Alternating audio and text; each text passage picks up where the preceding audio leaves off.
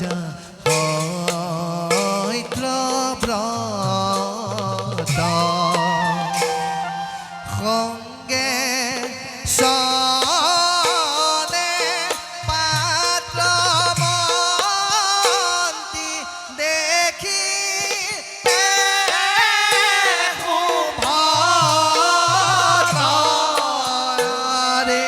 সঙ্গে সনে পাত্র মন্ত্রী দেখি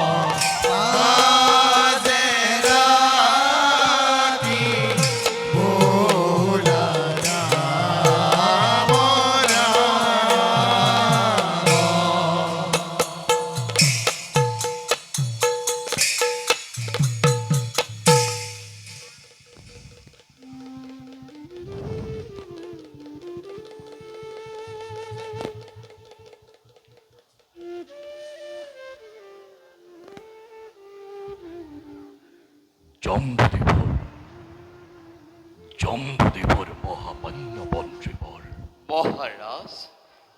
দিনক দিনে ধর্মের প্রভাব লোপ পাব ধরিছে অধর্মর আগমন যেন মোর হয় অনুভব মহারাজ পিতামোর প্রিয়বতর কথা অনুধাবন করি পরিষেবনত সত্য যুগৰ শেষত হ'ব মৎস্য অৱতাৰ মহাসাগৰৰ জলধাৰাই ডুবাব সমগ্ৰ পৃথিৱী নাথাকিব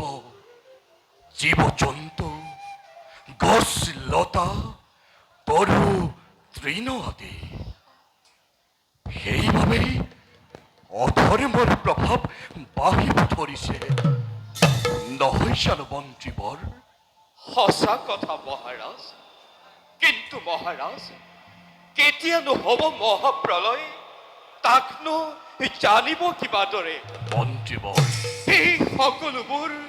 শ্ৰী হৰিৰ লীলা তেওঁহে জানিব তেওঁৰ এই মহান লীলা কেতিয়া কৰে আৰম্ভ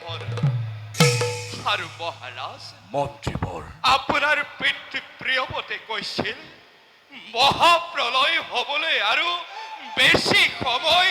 নাই সেয়ে মহাৰাজ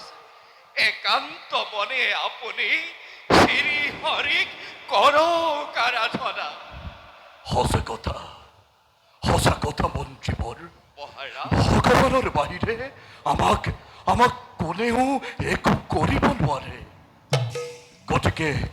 বলক মন্ত্ৰী ডাঙৰীয়া মহাৰাজ ঋষি মুনিগণৰ সমে এই বিষয়ে আমি কৰকৈ আলোচনা মহাৰাজ ঋষি মুনিসকলৰ নাই প্ৰয়োজন আপোনাৰ পিতৃ প্ৰিয়মতে কৈছিল যেতিয়াই অমংগলৰ হ'ব সূচনা তেতিয়াই একান্ত মনে শ্ৰী হৰিক কৰিলে আৰাধনা ভগৱান হৃদিষ্ঠিত হৈ বিপদত ভক্তক কৰিব উদ্ধাৰ সঁচা কথা মন্ত্ৰীবৰ মহাৰাজ প্ৰিয়বতৰ পুত্ৰ হৈ নাম মোৰ সত্যপথ আছে মোৰ ধৈৰ্যৰ সীমা পিতৃ বাক্য অনুকৰণ কৰি যাম কৰ্তব্য নিজৰ এবে যাওঁ বলক মন্ত্ৰী ডাঙৰীয়া মহাৰাজ সৌ মন্দিৰতে একান্ত মনেৰে হৰিৰ আমি কৰোঁ আৰাধনা বলক মহাৰাজ বলক মন্ত্ৰীবৰ